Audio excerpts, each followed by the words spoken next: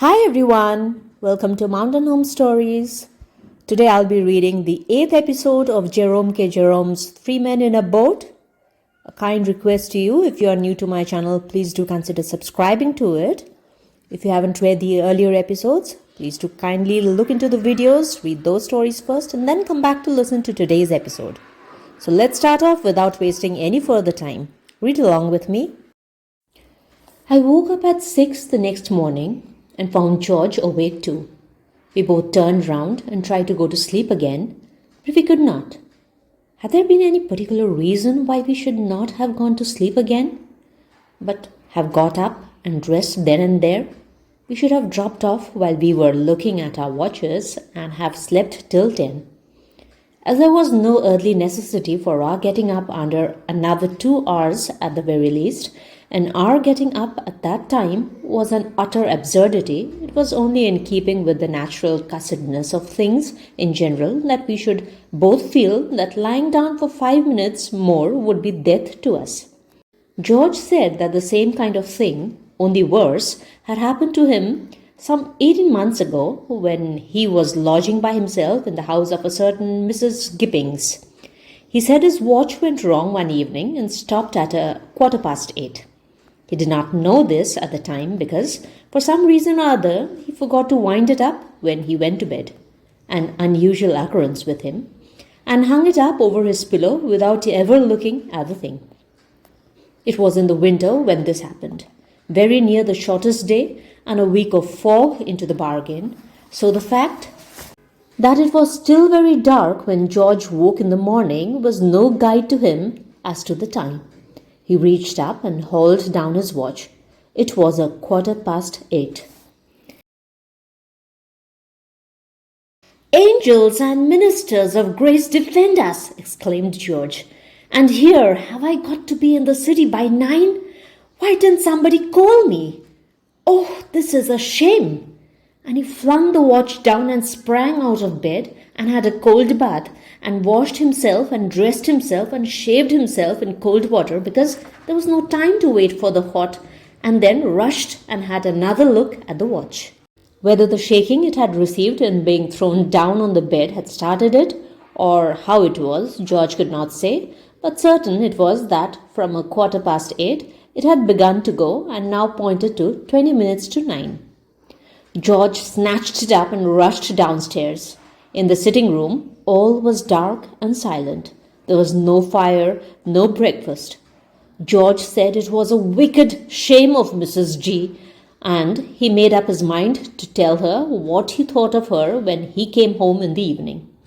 Then he dashed on his great coat and hat and, seizing his umbrella, made for the front door. The door was not even unbolted.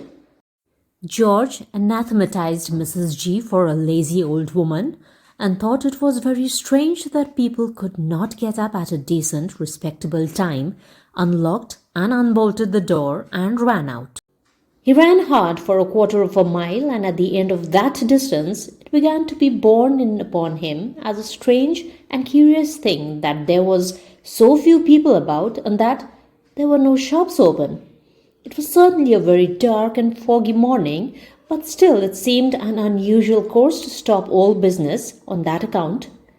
He had to go to business. Why should other people stop in bed merrily because it was dark and foggy? At length he reached Holborn. Not a shutter was down. Not a bus was about. There were 3 men in sight, one of whom was a policeman, a market cart full of cabbages, and a dilapidated-looking cab. George pulled out his watch and looked at it. It was 5 minutes to 9. He stood still and counted his pulse. He stooped down and felt his legs. Then, with his watch still in his hand, he went up to the policeman and asked him if he knew what the time was. "What's the time?" said the man, eyeing George up and down with evident suspicion. "Why, if you listen, you will hear it strike." George listened, and a neighbouring clock immediately obliged. "But it's only gone 3, said George in an injured tone when it had finished. "Well, and how many did you want it to go?" replied the constable. "Why, 9, said George, showing his watch. "Do you know where you live?" said the guardian of public order severely. George thought and gave the address. "Oh, that's where it is it?" replied the man. "Well, you take my advice and go there quietly and take that watch of yours with you, and don't let's have any more of it." And George went home again, musing as he walked along, and let himself in. At first, when he got in, he determined to undress and go to bed again. But when he thought of the redressing and rewashing and having of another bath, he determined he would not, but would sit up and go to sleep in the easy chair. But he could not get to sleep. He never felt more wakeful in his life, so he lit the lamp and got on the chessboard and played himself a game of chess. But even that did not enliven him. It seemed slow somehow, so he gave chess up and tried to read. He did not seem able to take any sort of interest in reading either, so he put on his coat again and went out for a walk. It was horribly lonesome and dismal, and all the policemen he met regarded him with undisguised suspicion and turned their lanterns on him and followed him about. And this had such an effect upon him at last that he began to feel as if he really had done something. And he got to slinking down the by streets and hiding in dark doorways when he heard the regulation flip-flop approaching. Of course, this conduct made the force only more distrustful of him than ever, and they would come and rout him out and ask him what he was doing there. And when he answered nothing, he had merely come out for a stroll. It was then 4 o'clock in the morning. They looked as though they did not believe him, and two plainclothes constables came home with him to see if he really did live where he had said he did. They saw him go in with his key, and then they took up a position opposite and watched the house. He thought he would light the fire when he got inside and make himself some breakfast just to pass away the time, but he did not seem able to handle anything from a scuttleful of coals to a teaspoon without dropping it or failing over it, and making such a noise that he was in mortal fear that it would wake Mrs. G up, and that she would think it was burglars and open the window and call police. And then these two detectives would rush in and handcuff him and march him off to the police court. He was in a morbidly nervous state by this time, and he pictured the trial and his trying to explain the circumstances to the jury and nobody believing him, and his being sentenced to 20 years penal servitude, and his mother dying of a broken heart. So he gave up trying to get breakfast and wrapped himself up in his overcoat and sat in the easy chair till Mrs. G came down at 7:30. He said he had never got up too early since that morning. It had been such a warning to him. We had been sitting huddled up in our rugs while George had been telling me this true story, and on his finishing it, I set to work to wake up Harris with a skull. The third prod did it, and he turned over on the other side and said he would be down in a minute and that he would have his lace-up boots. We soon let him know where he was, however, by the aid of the hitcher, and he sat up suddenly, sending Montmorency, who had been sleeping the sleep of the just right on the middle of his chest, sprawling across the boat. Then we pulled up the canvas, and all four of us poked our heads out over the offside and looked down at the water and shivered. The idea overnight had been that we should get up early in the morning, fling off our rugs and shawls, and throwing back the canvas, spring into the water with a joyous shout and revel in a long, delicious swim. However, now the morning had come, the notion seemed less tempting. The water looked damp and chilly, the wind felt cold. "Well, who's going to be first in?" said Harris at last. There was no rush for precedence. George settled the matter, so far as he was concerned, by retiring into the boat and pulling on his socks. Montmorency gave vent to an involuntary howl, as if merely thinking of the thing had given him the horrors, and Harris said it would be so difficult to get into the boat again, and went back and sorted out his trousers. I did not altogether like to give in, though I did not relish the plunge. There might be snags about, or weeds, I thought. I meant to compromise matters by going down to the edge and just throwing the water over myself, so I took a towel and crept out on the bank and wormed my way along onto the branch of a tree that dipped down into the water. It was bitterly cold. The wind cut like a knife. I thought I would not throw the water over myself after all. I would go back into the boat and dress, and I turned to do so. And as I turned, the silly branch gave way, and I and the towel went in together with a tremendous splash. And I was out mid-stream with a gallon of Thames water inside me before I knew what had happened. "By Jove! Old Jay's gone in!" I heard Harris say as I came blowing to the surface. "I didn't think he'd have the pluck to do it, did you?" "Is it all right?" sung out George. "Lovely!" I spluttered back. "You are duffers not to come in. I wouldn't have missed this for worlds. Why don't you try it? It only wants a little determination." But I could not persuade them. Rather, an amusing thing happened while dressing that morning. I was very cold when I got back into the boat, and, in my hurry to get my shirt on, I accidentally jerked it into the water. It made me awfully wild, especially as George burst out laughing. I could not see anything to laugh at, and I told George so, and he only laughed the more. I never saw a man laugh so much. I quite lost my temper with him at last, and I pointed out to him what a drivelling maniac of an imbecile idiot he was. But he only roared the louder. And then, just as I was landing the shirt, I noticed that it was not my shirt at all, but George's, which I had mistaken for mine. Whereupon the humour of the thing struck me for the first time, and I began to laugh. And the more I looked from George's wet shirt to George, roaring with laughter, the more I was amused, and I laughed so much that I had to let the shirt fall back into the water again. "Aren't you going to get it out?" said George between his shrieks. I could not answer him at all for a while, I was laughing so, but at last, between my peals, I managed to jerk out, "It isn't my shirt, it's yours." I never saw a man's face change from lively to severe so suddenly in all my life before. "What?" he yelled, springing up. "You silly cuckoo! Why can't you be more careful what you're doing?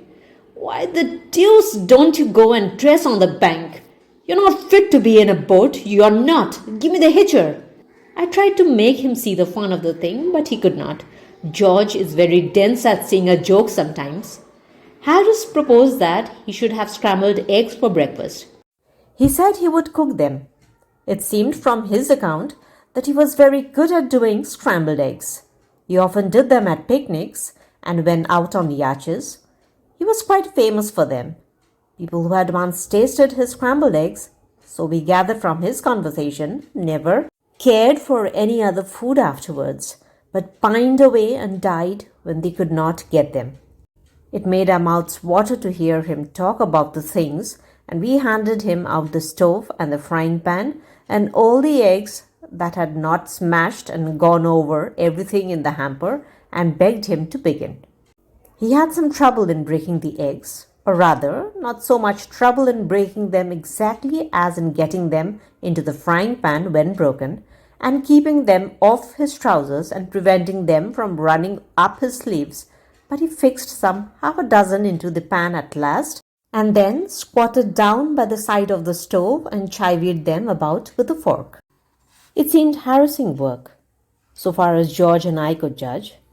Whenever he went near the pan, he burnt himself, and then he would drop everything and dance around the stove, flicking his fingers about and cursing the things.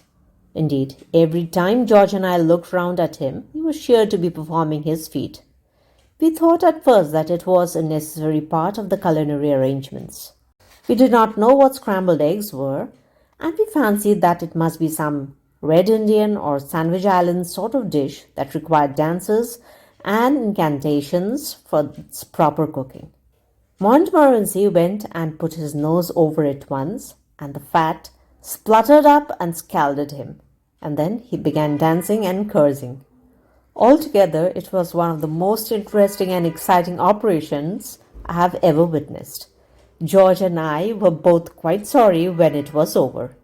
The result was not altogether the success that Harris had anticipated.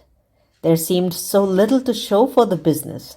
6 eggs had gone into the frying pan, and all that came out was a teaspoonful of burnt and unappetizing looking mess.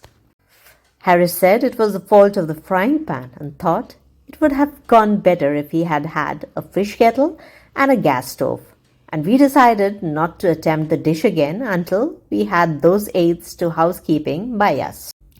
The sun had got more powerful by the time we had finished breakfast, and the wind had dropped, and it was as lovely a morning as one could desire. Little was in sight to remind us of the 19th century, and as we looked out upon the river in the morning sunlight, we could almost fancy that the centuries between us and that ever-to-be-famous June morning of 1215 had been drawn aside, and that we, English women's son in homespun cloth, with dirk as belt, waiting there to witness the writing of that stupendous page of history, the meaning whereof was to be translated to the common people some 400 and odd years later by one Oliver Cromwell, who had deeply studied it. It is a fine summer morning, sunny, soft, and still. But through the air there runs a thrill of coming stir. King John has slept at Duncroft Hall, and all the day before the little town of Staines has echoed to the clang of armed men and the clatter of great horses over its rough stones, and the shouts of captains and the grim oaths and surly jests of bearded bowmen, billmen, pikemen, and strange-speaking foreign spearmen.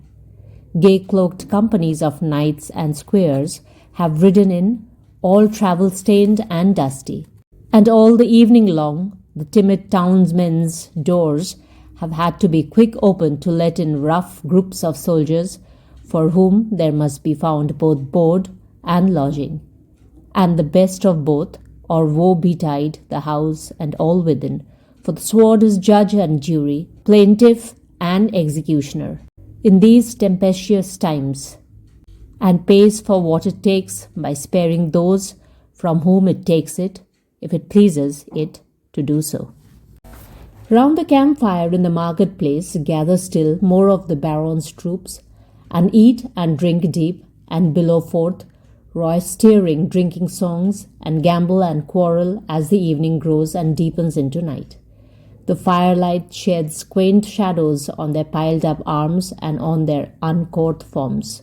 The children of the town steal round to watch them, wondering, and brawny country wretches, laughing, draw near to brandy ale-house jests and jibe with the swaggering troopers so unlike the village swain, who, now despised, stand apart behind, with vacant grins upon their broad peering faces.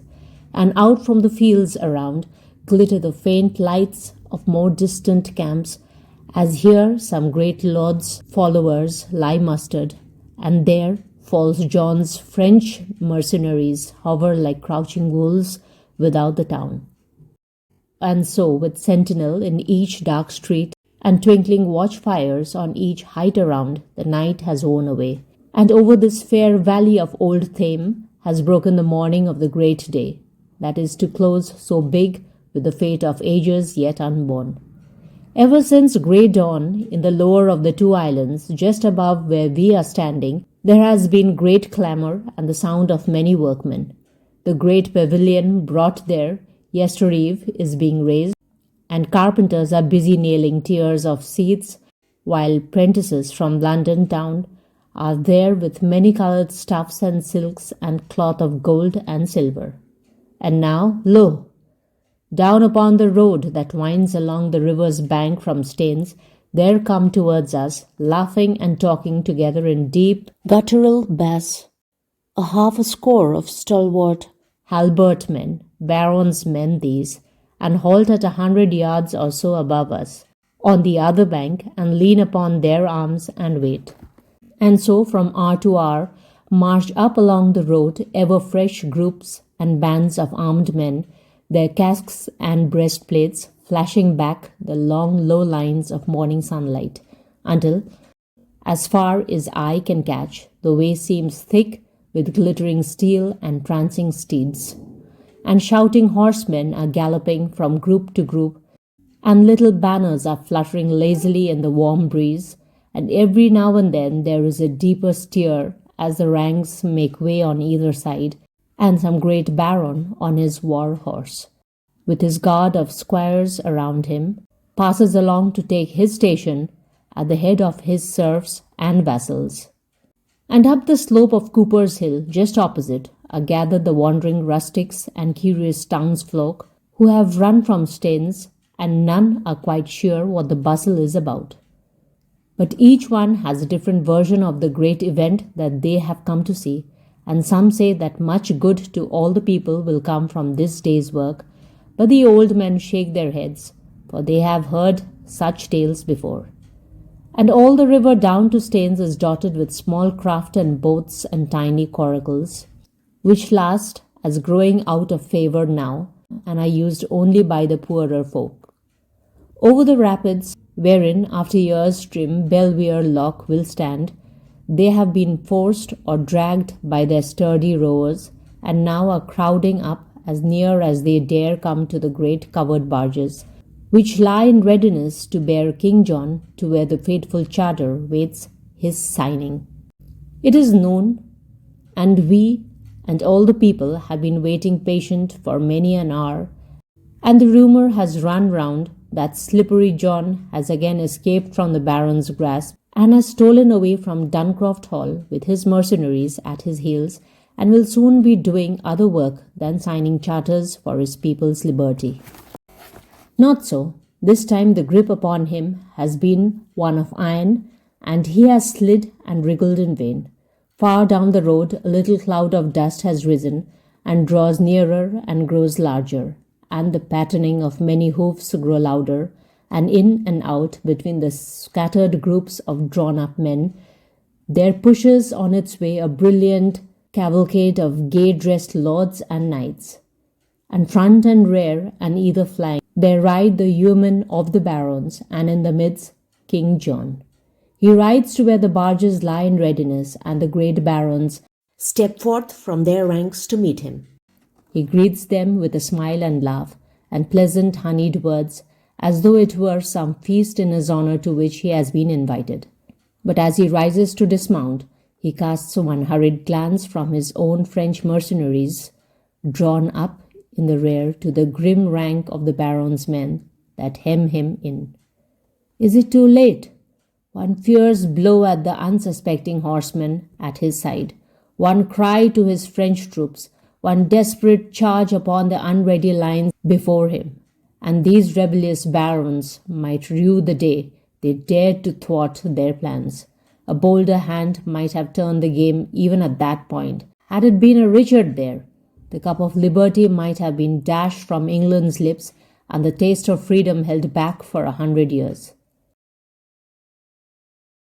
But the heart of King John sinks before the stern faces of the English fighting men, and the arm of King John drops back onto his rein, and he dismounts and takes his seat in the foremost barge, and the baron follow in, with each mailed hand upon the sword hilt, and the word is given to let go. Slowly the heavy, bright-decked barges leave the shore of Runningmead. Slowly against the swift current they work their ponderous way, till, with a low grumble, they grate against the bank of the little island that from this day will bear the name of Magna Carta Island.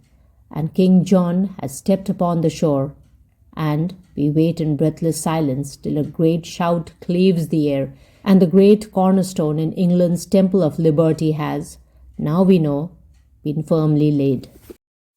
We'll continue with the next part of the story in another video. Hope you enjoyed reading this episode with me. I'll be coming back with the next episode very soon.